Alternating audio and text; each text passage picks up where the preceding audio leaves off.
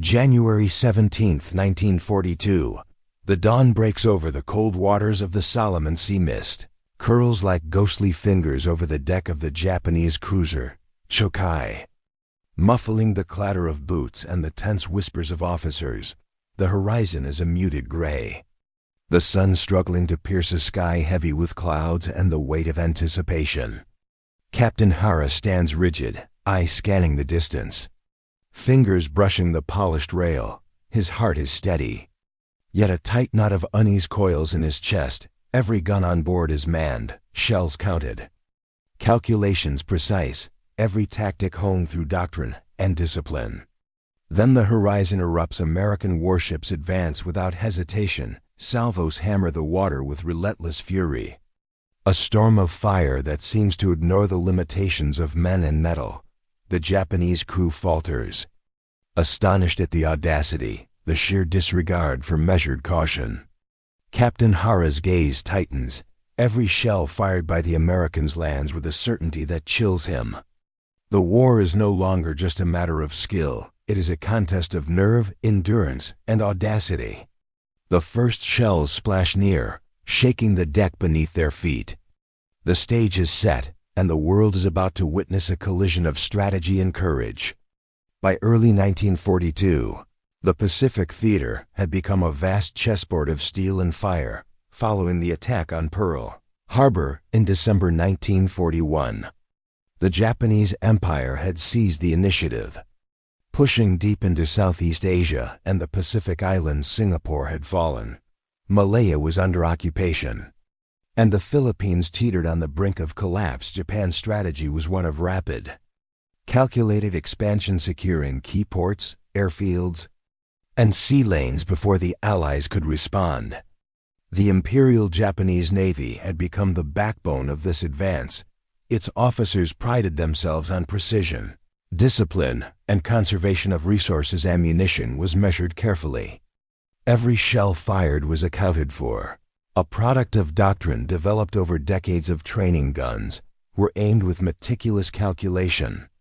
Maneuvers were deliberate, and bold, reckless fire was seen as a grave error for men like Captain Hara. This was not just strategy, it was honor. The lives of hundreds of sailors, the integrity of a ship, and the reputation of the empire depended on restraint and exactitude. Meanwhile, the United States Navy was recovering from the shock of Pearl Harbor. Losses were severe, but the resolve was immediate, and fierce American doctrine emphasized aggressive fire, relentless engagement, and overwhelming morale. Ships were designed to sustain punishment while returning maximum firepower. Ammunition was abundant, often poured into engagements in quantities that Japanese officers would call wasteful. For the Americans, speed and audacity could outweigh careful calculation.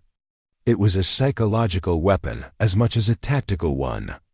The two forces, shaped by decades of contrasting naval thought, were now approaching each other in the Solomon Sea. Intelligence had spotted movements, but the exact positions and intentions remained uncertain. Japanese reconnaissance reported small vessels. Scouting planes traced silhouettes on the horizon, and radio intercepts offered fragments of information. For Captain Hara, every piece of data mattered. A misstep could cost ships, crews, and the fragile grip of control Japan held in the Pacific. This period was not just defined by the clash of steel, but by the human element of warfare. Japanese crews trained to obey without question, to follow calculated routines, and to measure every expenditure. A gunner could recite, shell by shell. The remaining ordnance on board. Decisions were carefully weighed. Whether to engage, whether to hold fire, whether a maneuver would expose vulnerabilities. Morale was tied not only to courage but to discipline, to the belief that precision and conservation could win the day. In contrast, the American sailors operated under a doctrine of fearlessness. Training emphasized initiative and adaptability. An officer was expected to act decisively, sometimes bending rules, sometimes taking calculated risks in battle. This manifested as constant firing, movement, and pressure, a method designed to overwhelm the enemy psychologically and physically. every salvo, every maneuver was intended to unsettle opponents and erode their confidence. By mid-January 1942, these philosophies were about to collide. The Americans had learned quickly from early setbacks, coordinating fire, advancing in tight formations, and striking with precision when opportunities appeared. Their commanders knew the importance of seizing the initiative. Hesitation could be fatal. Japanese officers, accustomed to methodical calculation, found themselves facing a force that seemed to operate without constraint, unconcerned with the careful arithmetic of supply and shell count. The stage was set on both sides. Japanese ships, with decks polished and crews drilled, braced for measured engagement. American vessels, engines humming and guns primed, approached with a confidence that bordered on audacity. In this tension, Captain Hara's eyes traced every horizon movement, every shadow on the waves, every hint of American intention. He knew the clash would not only test skill, but reveal the very character of the sailors and commanders involved. As the sun rose higher over the Solomon waters, the contrast could not have been starker. Japan counted every shell America fired without fear, and in the span of a few hours, the disciplined precision of the Imperial Navy would meet the relentless audacity of American naval warfare, forever altering the tactics, perceptions, and psychology of both forces. The stage had been meticulously prepared, and the first movements toward confrontation were imminent. As the Japanese fleet maintained its disciplined advance, the Americans were already reshaping the rules of engagement in the Pacific. By January 1942, U.S. naval commanders had absorbed the lessons of Pearl Harbor, emphasizing rapid response, aggressive maneuvers, and the relentless application of firepower. This approach was as much psychological as tactical. The goal was not only to damage enemy vessels but to break the rhythm of their decision-making, forcing hesitation in crews trained for measured precision. American destroyers and cruisers moved with coordination, scanning the horizon for openings. Their gunnery relied on a combination of raw firepower and emerging technology. Radar, still in its infancy, allowed ships to detect enemy movements at distances previously unimaginable, granting a significant advantage in both targeting and timing. Fire control systems, integrating optics and early computing mechanisms, enabled sustained, accurate salvos. Even under adverse conditions, each ship could deliver a barrage designed not merely to hit targets, but to maintain constant pressure, overwhelming the Japanese reliance on deliberate, counted strikes. Meanwhile, Japanese doctrine remained rooted in economy and calculation. Crews measured every shell, plotted trajectories meticulously, and executed maneuvers designed to minimize risk. Ammunition was a treasure. Every wasted round was a potential liability. Ships like the Chōkai carried extensive manuals and firing tables. Every officer trained to refer to them in moments of tension. This contrast in philosophy, American audacity versus Japanese caution, would define the encounter to come. Intelligence played a critical role on both sides. Japanese reconnaissance planes and picket ships relayed sightings, but gaps persisted. The Americans had perfected radio interception and decryption in pockets, though not yet to the scale of Midway or later operations. In practice, this meant that both sides faced uncertainty, but interpreted it differently. The Japanese, adhering to doctrine, favored restraint when information was incomplete. Americans, willing to gamble, acted decisively, even with partial knowledge.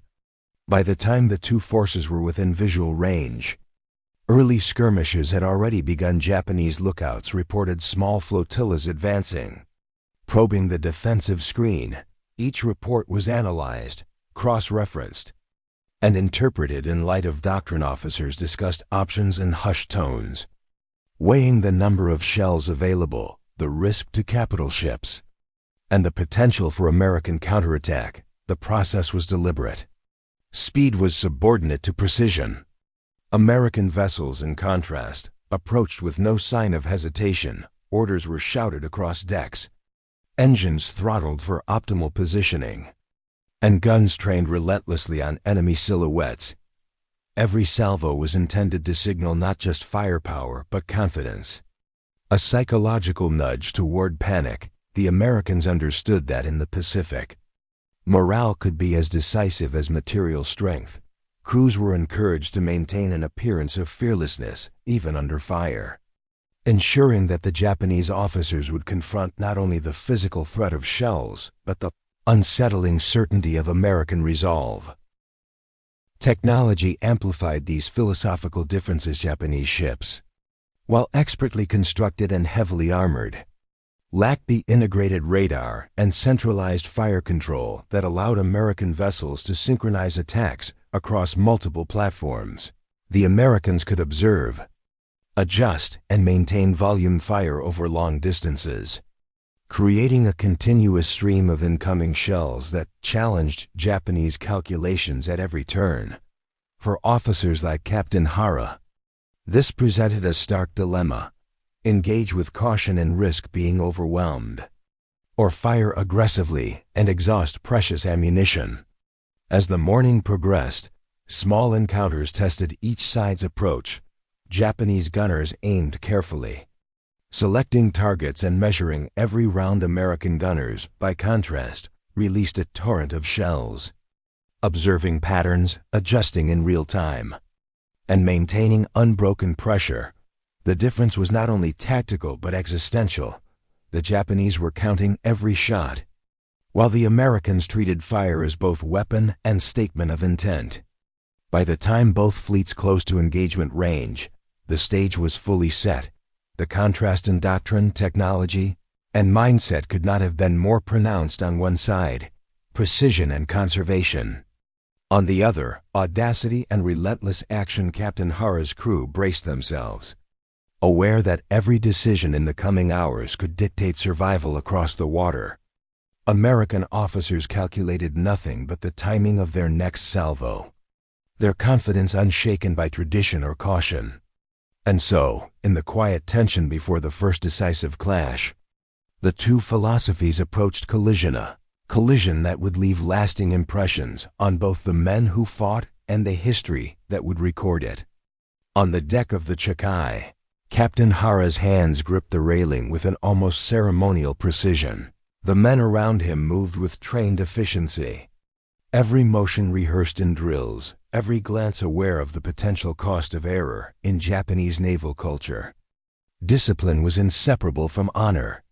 Hesitation or misjudgment could bring shame, or worse, death. The mental burden on officers and crew was immense. Each shell counted, each maneuver deliberate. Anxiety coiled tightly, even as faces remained impassively stoic. The human cost of this expectation was invisible to the Americans, who interpreted hesitation as weakness, but it shaped every decision Hara made in the moments before engagement.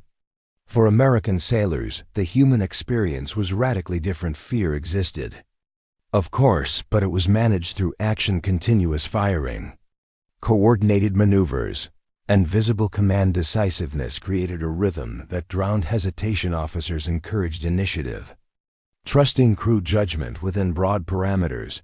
This emphasis on psychological momentum allowed American sailors to act boldly, confident that even mistakes could be corrected through volume and persistence rather than measured calculation. The contrast between the two forces. Human approach to battle. The Japanese caution versus American audacity would define the engagement as much as guns or tactics. Tactically, the encounter highlighted two conflicting philosophies. Japanese doctrine emphasized precision, conservation, and positioning. Each gun battery was calculated. Each firing solution verified. Ships maneuvered to minimize exposure, protect flanks, and conserve ammunition. Every salvo fired carried strategic weight. Wasted shells could decide survival. American tactics revolved around volume, flexibility, and continuous pressure. Ships fired relentlessly, creating overlapping zones of fire intended to disrupt Japanese calculations. Maneuvers were aggressive, designed to take advantage of speed and positioning. often disregarding traditional caution. By maintaining an unbroken rhythm of attack, Americans forced Japanese officers into split-second decisions, challenging the assumption that measured precision would guarantee survival. The tactical interplay became a dance of nerves as much as skill.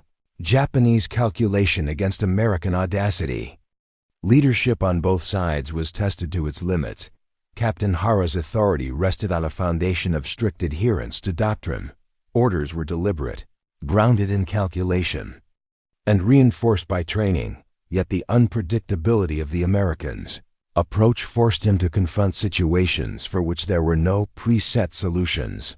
Every decision carried consequences: damage to ships, loss of life, and the integrity of the broader fleet. American commanders operated differently. Aggression was both directive and example. Officers led from forward positions, visibly commanding fire and maneuvers, creating confidence and inspiring initiative. Leadership was adaptive. Decisions were made in real time, informed by observed outcomes rather than fixed doctrine. The psychological impact of this leadership style was profound, leaving Japanese officers in a constant state of reaction rather than initiative.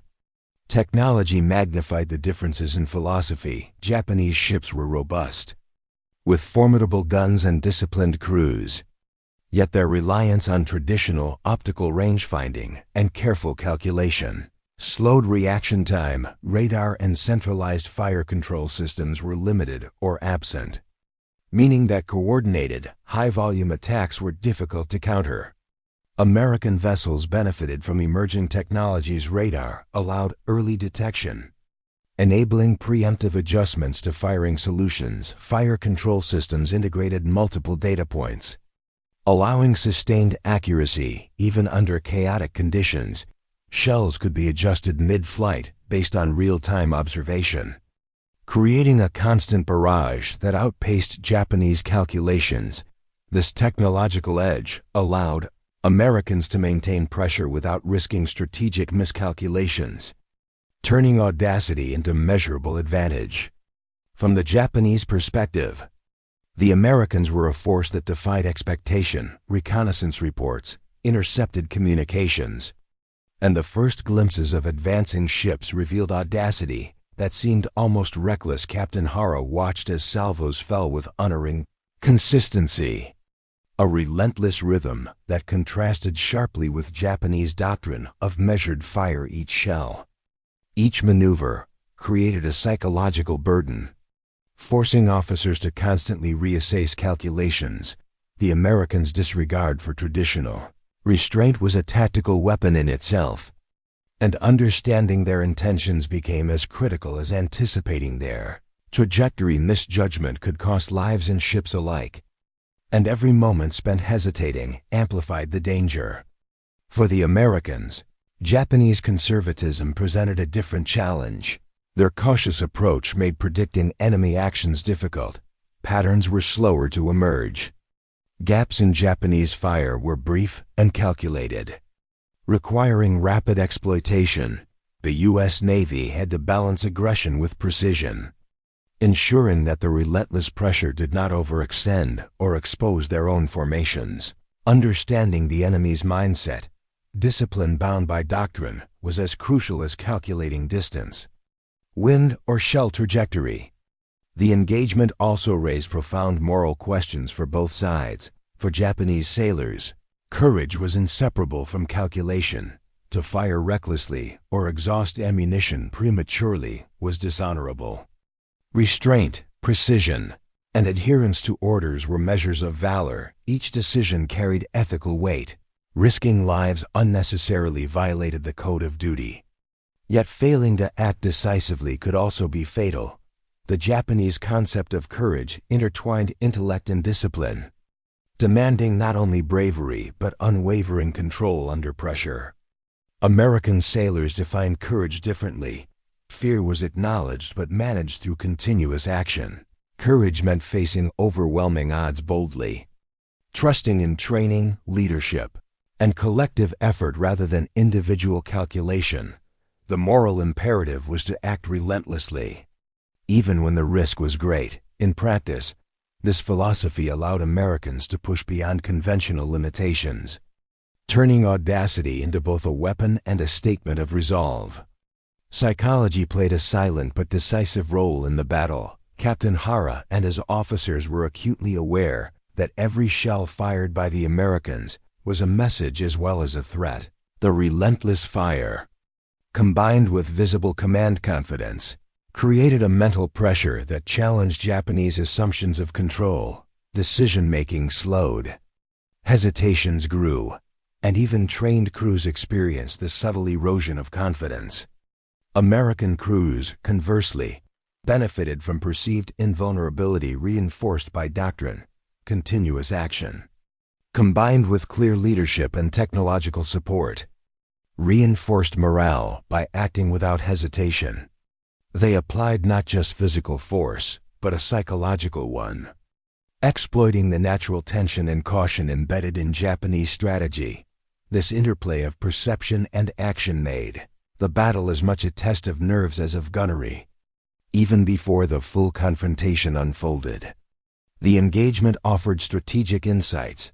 Japanese commanders recognized the vulnerability of relying solely on measured fire and traditional doctrine against opponents willing to take calculated risks. The Americans demonstrated that morale, volume, and audacity could offset numerical or positional disadvantages. For the United States, the battle reaffirmed that technology, training, and aggressive doctrine could reshape naval engagement radar, fire control systems, and the principle of relentless pressure were validated not only in tactical effectiveness, but in psychological impact. The lessons learned here would inform subsequent engagements across the Pacific, shaping both operational planning and broader strategic thinking. The first decisive encounter came in the late morning hours. As the sun struggled to pierce the Solomon mist, Japanese lookouts first reported the American fleet at a distance of 10 nautical miles. Silhouettes sharp against the gray horizon, Captain Hara, his gaze fixed on the advancing ships, gave the measured orders that had guided the crew through countless drills. Prepare batteries, calculate trajectories, hold fire until optimal range. Every man knew their role, every shell counted. The Americans, however, had no intention of waiting. Destroyers surged forward, engines screaming. Their gun crews trained and ready. Salvos tore through the air with a rhythmic certainty that immediately disrupted Japanese calculations. Shells hit water around the Chōkai in deadly arcs, each impact a shockwave of physical and psychological force. The disciplined counting and measured fire of the Japanese suddenly felt fragile against the relentless American assault. Captain Hara ordered the first Japanese salvo. The guns roared, muzzle flashes illuminating the deck. Each shell followed a precise arc, hitting targets with trained accuracy, but not fast enough. American ships had adjusted their positions, anticipating and countering with overlapping salvos. The difference in tempo became stark where Japanese gunners hesitated to risk overextending ammunition.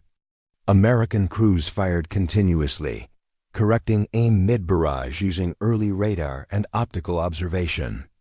Minutes stretched like hours on the bridge. Hara's face remained composed, but inside, tension coiled like a spring. The relentless pounding was more than a test of gunnery, it was a test of nerves. Every order was weighed against the potential cost of depletion. Officers shouted corrections. Gunners recalculated firing solutions, and the ship rocked with the impact of near misses. The Americans, by contrast, moved as a single organism, a coordinated storm of steel and fire, each ship supporting the other's advance. A critical moment arrived when an American destroyer, exploiting a temporary gap in the Japanese formation, closed within range of the Chōkai's port battery. Hara hesitated, calculating the risk to his limited shells. The gun crews, trained to conserve, delayed their salvo by precious seconds. That hesitation was enough. The American guns opened with concentrated fire, forcing Japanese officers to scramble. Redirecting fire control systems mid-engagement, one shell struck a secondary gun turret, Igniting a brief but terrifying fire, the crew reacted immediately, but the momentum had shifted. Every following salvo reinforced the psychological strain. Hara watched as Americans fired without pause, maintaining volume while adjusting trajectory with uncanny precision. The contrast between audacity and calculation had never been clearer. Japanese gunners, skilled but cautious, struggled to keep pace. The cumulative effect was profound. Ammunition was being used more rapidly than anticipated, forcing Hara to reconsider his doctrine of conservation. Meanwhile, American commanders observed Japanese hesitations and exploited them. Radar-assisted spotting allowed one cruiser to target a lightly defended sector, landing shells that disabled a forward communications array. Coordination between ships magnified the effectiveness of each shot. Every missed Japanese calculation became an opportunity. Every moment of hesitation, of vulnerability. The Americans' philosophy of relentless engagement created a cascading advantage that traditional precision could not counter. By midday, the clash had evolved into a battle of endurance and nerve. The Chōkai and accompanying vessels maintained disciplined return fire, but the American strategy of continuous adaptive salvos dominated the tempo. The Japanese counted each shell. The Americans fired without fear. Captain Hara's shock was palpable, though unspoken, a profound recognition that courage and doctrine alone could not match audacity reinforced by coordination and technology. The first wave of engagement ended not with a decisive sinking, but with both fleets battered, maneuvering and reassessing positions. Damage had been inflicted on both sides, but the psychological impact of relentless American fire had already left a mark. Japanese officers now faced a stark choice: adhere to doctrine and risk further losses, or adapt under pressure, abandoning the strict conservation that had defined their naval strategy.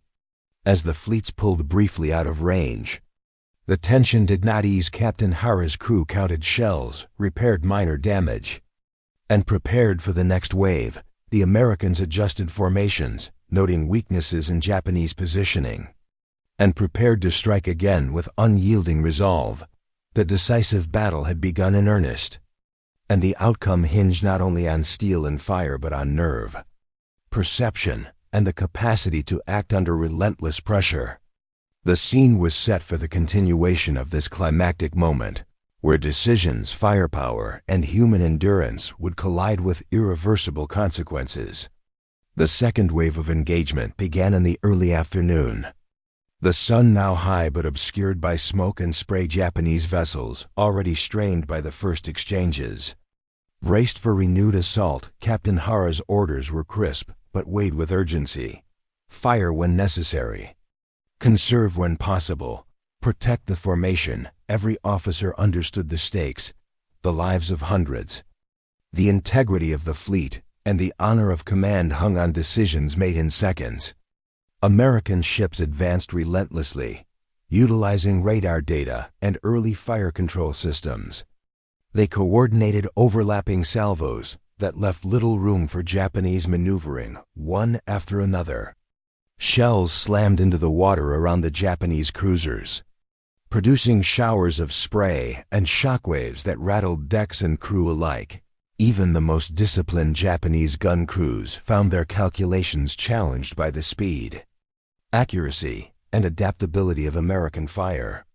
At 14:37, a decisive moment arrived. An American heavy cruiser, using the cover of smoke and speed, close to a flanking position. Hara ordered a full salvo, but hesitation, a fraction of a second's delay as gunners confirmed trajectories and calculated shell usage, proved costly. The Americans exploited the opening. Concentrated fire struck the port side of the Chōkai, damaging a primary gun turret and disabling part of the ship's navigation systems. The deck shuddered under the impact. Smoke and fire erupted from the turret, and the crew scrambled to contain it. Hara's composure masked a growing realization: traditional doctrine was faltering against relentless, adaptive aggression. Simultaneously, American destroyers targeted lighter Japanese vessels, maneuvering at high speed. They avoided calculated Japanese fire while delivering precision strikes.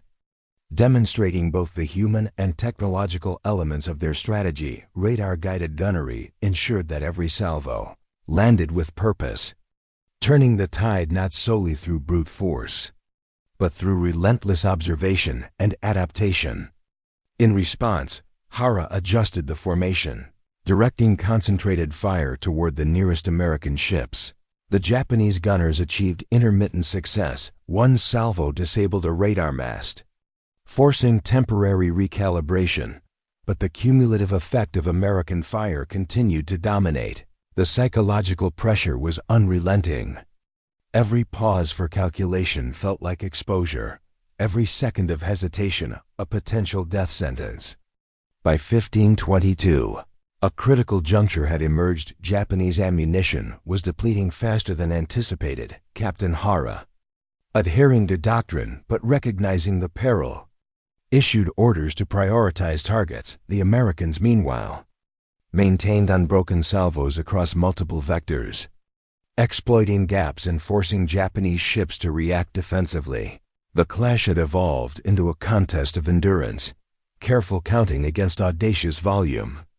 The final decisive blows came when American gunners, observing patterns in Japanese fire and maneuvers, concentrated a combined barrage on the center of the Japanese formation. At 1547, Shel struck a key cruiser, igniting fires in the engine room and causing temporary loss of propulsion. Panic rippled silently through the crew as damage control teams fought to contain flooding and fire-us calculations, once sufficient to ensure survival, were now being tested by the relentless tempo of the Americans' assault. The engagement gradually shifted from confrontation to containment. Japanese ships attempted withdrawal, maintaining defensive fire while preserving remaining ammunition. American forces, sensing the advantage, pursued selectively, striking only when opportunity aligned with fire control precision. By late afternoon, the battle had reached a tense equilibrium. Japanese doctrine had prevented total annihilation, yet the Americans had imposed psychological dominance and inflicted material damage that would resonate long after the guns fell silent. Captain Hara's observation remained clear. The Americans had fired without fear, exploiting audacity and technology to create opportunities where none seemed possible. Japanese precision, once a source of pride and tactical security, had been tested to its limit. The clash illustrated a fundamental shift in naval warfare: the ability to maintain pressure, coordinate technologically, and act decisively could overcome even the most disciplined, traditional force. As the sun sank toward the horizon, smoke and spray hung heavy over the waters of the Solomon Sea. Ships bore scars of battle, crews were fatigued, and the psychological imprint of relentless American fire was indelible. The decisive engagement had concluded, but its consequences, strategic, tactical, and human, were only beginning to unfold. The immediate aftermath of the engagement left both fleets reeling. Though in markedly different ways, the Japanese vessels, though not entirely destroyed, bore visible scars. Hulls were dented, turrets damaged, and critical navigation and communication systems impaired. The meticulous counting of shells, which had guided every decision during the battle, now reflected a sobering reality. Resources were depleted faster than expected, and every lost round could have been decisive in future encounters. Captain Hara moved among his officers, assessing reports, coordinating repairs, and silently reconciling the stark contrast between doctrine and the unrelenting audacity of the Americans. Casualties were significant. On the Chōkai, several gunners had been killed or wounded in turret hits, and the engine room suffered minor flooding that required immediate attention across the formation. Smaller vessels had sustained structural damage from concentrated salvos, forcing temporary withdrawal from engagement positions. Despite these losses, discipline remained intact. Japanese officers maintained order, methodically cataloging damage and recalculating operational capabilities. Their pride in precision and conservation persisted even under the undeniable pressure of adversity. American forces emerged with comparatively minor damage, demonstrating both technological advantage and tactical adaptability. Radar-assisted targeting, overlapping fire, and rapid maneuvers had allowed the Americans to apply maximum pressure while minimizing exposure. Their philosophy of relentless engagement had achieved both tactical and psychological objectives. American crews noted the restraint in Japanese fire, the hesitation in critical moments, and the advantage it provided. Debriefings would later highlight these observations, noting that audacity, when paired with coordinated firepower and technology, could yield decisive effects even against a disciplined and well-trained enemy. Strategically, the engagement sent ripples across the Pacific theater for the Japanese Navy. The encounter exposed a critical vulnerability. Doctrine reliant on precision and conservation could be exploited by an opponent willing to maintain unbroken pressure. Japanese planners began to reassess engagement strategies, recognizing that technological disparities and differing philosophies of firepower could override traditional advantages in training and discipline. Morale, though outwardly maintained, had absorbed a subtle but significant shock. Confidence in doctrine alone was no longer sufficient to guarantee dominance. The Americans, by contrast, validated the principles of aggressive doctrine, technological integration, and psychological dominance. Their ability to apply continuous fire without hesitation demonstrated a new dimension of naval warfare. Battles could be won not only by raw firepower, but through the sustained application of coordinated pressure and the exploitation of enemy doctrine. Lessons from this engagement would influence tactical decisions in subsequent battles, from Guadalcanal to Leyte Gulf, shaping the American approach to offensive naval operations throughout the Pacific War. Reports compiled in the days following the battle recorded both the material and psychological impact. Japanese records emphasized the unexpected audacity of American forces, noting the difficulty of adapting traditional firing calculations to an opponent unconcerned with measured expenditure. American reports, meanwhile, praised the effectiveness of continuous, coordinated fire and the discipline of crews operating under aggressive doctrine. Both sides recognized that the encounter had tested not only technology and tactics, but the limits of human endurance and nerve under fire. Yet beyond reports and numbers, the true impact was experiential. Japanese sailors carried with them the memory of relentless salvos, the fear and tension of waiting for each impact, and the recognition that doctrine, while reliable in theory, could be insufficient against a bold, adaptable enemy. American sailors remembered the exhilaration of coordinated, high-volume engagement, the psychological advantage achieved by imposing tempo, and the reinforcement of a doctrine that emphasized courage, action, and technological integration.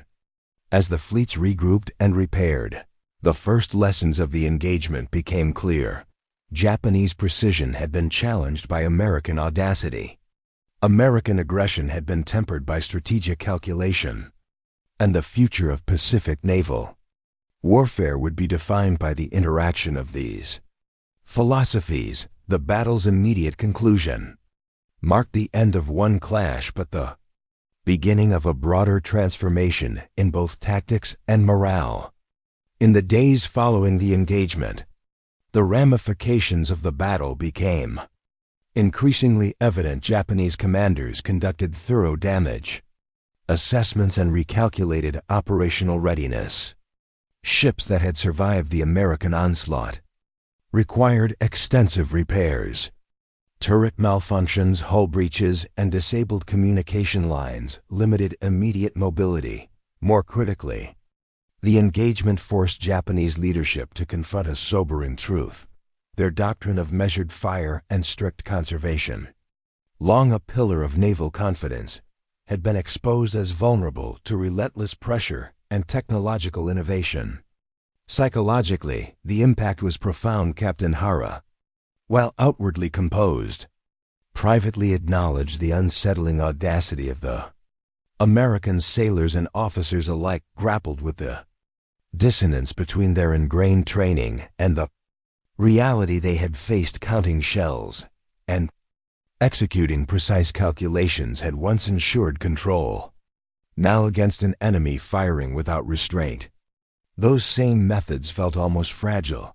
This experience planted a seed of doubt, not in skill, but in the sufficiency of tradition to guarantee victory. Morale, though disciplined, carried an invisible weight, the recognition that audacity, when coupled with technology and coordination, could disrupt even the most exacting strategies. For the Americans, the battle reaffirmed the value of doctrine, emphasizing aggressive engagement, psychological dominance, and technological integration. The effectiveness of radar-assisted targeting, combined with continuous fire and adaptive maneuvers, validated strategic approaches that would define subsequent Pacific operations. Debriefings highlighted both successes and areas for refinement, particularly in coordinating multi-ship salvos and exploiting enemy hesitation. The confidence gained in the ability to impose tempo and maintain pressure would become a cornerstone of future naval strategy, shaping tactics in battles from Guadalcanal to Leyte Gulf. Beyond individual fleets, the encounter had broader strategic consequences. Japanese planners were forced to reconsider the assumption that calculated conservatism could reliably counter an opponent's aggression. Fleet deployment, ammunition allocation, and engagement doctrine were scrutinized, with a growing understanding that adaptability was as critical as discipline. For American commanders, the engagement served as both proof and inspiration. Audacity, combined with coordination and technological advantage, could offset numerical or positional challenges and force the enemy into reaction rather than initiative. Historical reports underscore the tangible outcomes of the battle. Japanese records detail losses of key systems, damage to critical vessels, and an acknowledgement of the unprecedented pace of American fire. American accounts emphasize minimal damage, high accuracy, and the psychological disruption imposed on Japanese crews. The battle, though not a decisive annihilation, shifted the balance of confidence and perception, demonstrating that future confrontations would increasingly hinge on tempo, morale, and technological exploitation. Perhaps most enduring was the human lesson. Japanese sailors internalized the challenge of facing an enemy unconstrained by traditional caution. American crews, conversely, absorbed the validation of aggressive doctrine and coordinated firepower. The encounter became a template for understanding not just naval tactics, but the broader interplay of human psychology, technological advantage, and doctrinal philosophy in war. By the end of January 1942, both fleets had retreated to regroup. But the battle's imprint remained. Japanese commanders recalibrated doctrine, American officers adjusted strategy, and historians would later note the engagement as a vivid illustration of the contrast between discipline and audacity, calculation and relentless pressure. The clash in the Solomon Sea had been more than a tactical encounter. It had been a proving ground for the evolving nature of naval warfare in the Pacific. The battle in the Solomon Sea stands as a stark testament to the clash, not just of fleets, but of philosophies. On one side, Captain Hara and his crew embodied the essence of discipline. Measured, deliberate, and precise, every shell was counted, every maneuver calculated, every decision weighed against potential loss. Their courage was quiet, bound in restraint and defined by mastery over both themselves and their weapons. On the other side, the Americans fired without fear, a relentless force driven by audacity, coordination, and technological advantage. Courage, in their doctrine, meant action under uncertainty. Trust in training and confidence in adaptability. Salvos fell continuously, shaping not just the physical battlefield, but the very perception of power and inevitability. The Japanese could measure, anticipate, and calculate, but the Americans reshaped the engagement through sheer nerve and unbroken pressure. This encounter illustrates a timeless truth of warfare. Victory often depends as much on psychological dominance as on steel and firepower. Technology amplifies these effects. Yes, radar, fire control systems, and rapid communications multiplied human capacity, but it is the application of will, the readiness to act decisively under pressure, that often turns potential into reality. Captain Hara's shock, and the awe it reflects, captures the human dimension of this truth. Even the most disciplined force can be unsettled by courage, applied relentlessly and without hesitation. In broader terms, the engagement reveals the evolution of naval combat in the Pacific. Doctrine alone is never sufficient. Adaptability, audacity, and the integration of human, technological, and tactical elements define outcomes. The battle also reminds us of the human cost of such confrontations, the tension, fear, and resilience experienced by sailors on both sides. As smoke cleared over the Solomon waters, the scars remained on hulls, decks, and minds alike, yet from that crucible emerged lessons that would shape strategy, leadership, and courage in the months and years to come. In this collision of calculation and fearlessness, we glimpse not only the mechanics of war, but the enduring capacity of humans to confront uncertainty, adapt, and prevail. The Solomon Sea had tested doctrine, nerves, and courage. It had left history indelibly marked, showing that in war, audacity often speaks louder than tradition, and courage manifests in many forms.